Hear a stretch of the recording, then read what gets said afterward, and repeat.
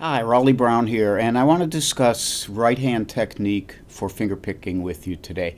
Um, there is sometimes I run across beginning students who have been told or have assumed that the best way to learn how to do constant alternate bass fingerpicking is the classical right hand technique of having a finger per string on the top three strings and the thumb cover the bottom three strings. Now, I would immediately agree that if all you want to do is play non-improvisational music, or play improvisational music that has no alternate bass pulse under it, then that's a fine way of playing. And if that's what you're after, you should do that. If, on the other hand, you are listening to traditional folk music and want that as your basis, and that includes not only really traditional old stuff, but includes Merle Travis, a lot of what Tommy Emmanuel does, and Chet Atkins, all of these people.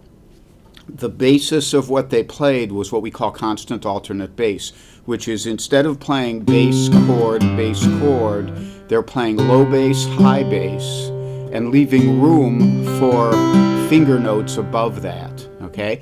Now, once again, if you wanted to learn how to play Freight Train and you wanted it to be just like Libba Cotton played it, I don't remember exactly how she played it, but it was something like this.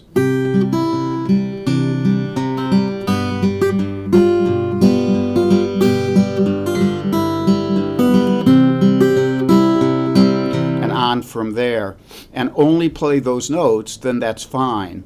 If, on the other hand, you want to play probably like the way Libba really did play, although her style's weird because she played with her index finger playing the bass notes. But if you took just about anybody else, Mississippi John Hurt, for example, in that kind of style, if you want to be able to improvise, you have to have a theoretical underpinning to what your hand does. And that theoretical underpinning is what we call the educated thumb. And the educated thumb, you teach it to play automatically so that you can think about what your fingers are doing. It's very hard if you try to stick to classical fingering, in which your low bass would be played with your thumb and your high bass is played with a finger. Now, you can rehearse and recite an exact arrangement that way pretty easily, but you can't improvise easily because it's harder for your brain to divide the thumb and index finger from the other fingers than it is for the brain to divide the thumb from all the fingers. So if I want to be able to play Freight Train and go the basic thing,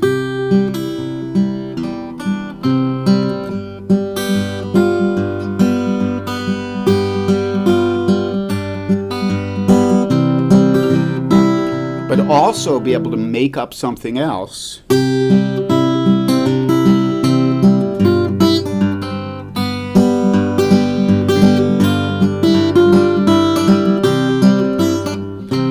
think how hard it would be to, in the moment while you're playing, make that up and still keep the bass pulse going with your thumb and index finger. Okay? So this is just my case. You may like what I say or you may not. It's just one person's opinion. But the reason I developed it is because beginning students were confused with the idea that it would be better to learn how to learn classical fingering, even though they're using it for something that classical playing is not part of, which is improvisational playing with alternate bass.